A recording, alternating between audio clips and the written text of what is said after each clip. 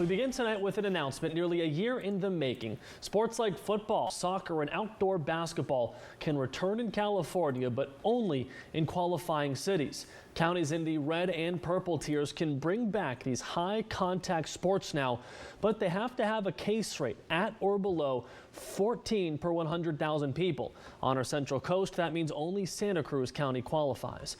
KION's Jonathan Sarabia met with local high school and Little League teams to see what they think of this new plan. He joins us live from our Digital Operations Center tonight.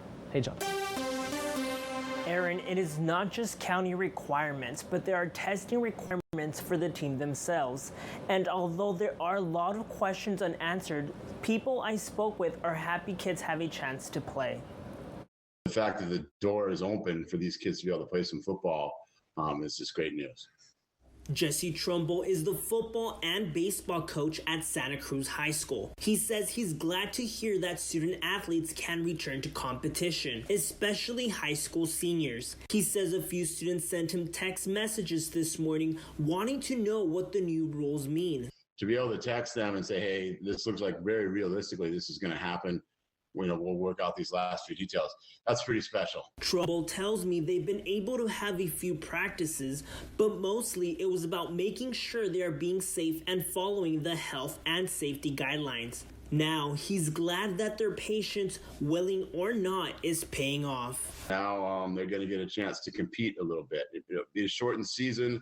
They're going to have to test, and they're going to have to do it on top of passing their classes and all the great things that come with high school athletics. But they're going to get to see a different colored uniform on a Friday night, and there's nothing more special than that. The first logistic concern he has is how to effectively test every high school athlete. Because football is a high-contact sport, coaches and student athletes will need to be tested weekly. He hopes the county, state, and school district will help. Besides testing, he says game day logistics need to be figured out next. How does that look? Officials, the fans, travel, who can be at the games with us? What do our auxiliary staff look like? All the stuff that kind of just happens in the course of a regular season has to be evaluated.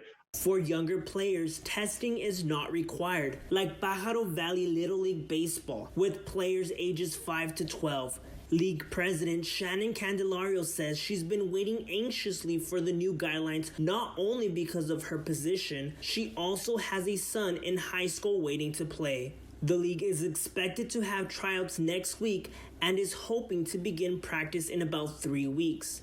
Candelario says this is a good thing for both the community and kids. And you just see it in them. You see that they miss their friends. So I think that for them, being out in the sunshine and being able to laugh and play and be with their friends is going to be so good for them, both emotionally and physically, that the rewards are going to be boundless. Aaron, Coach Trumbull says this will also be good for students whose grades have been slipping. He hopes this will motivate them to reinvest themselves in academics. Reporting live, Jonathan Sarabia, KION News, Channel 546. Thank you, Jonathan.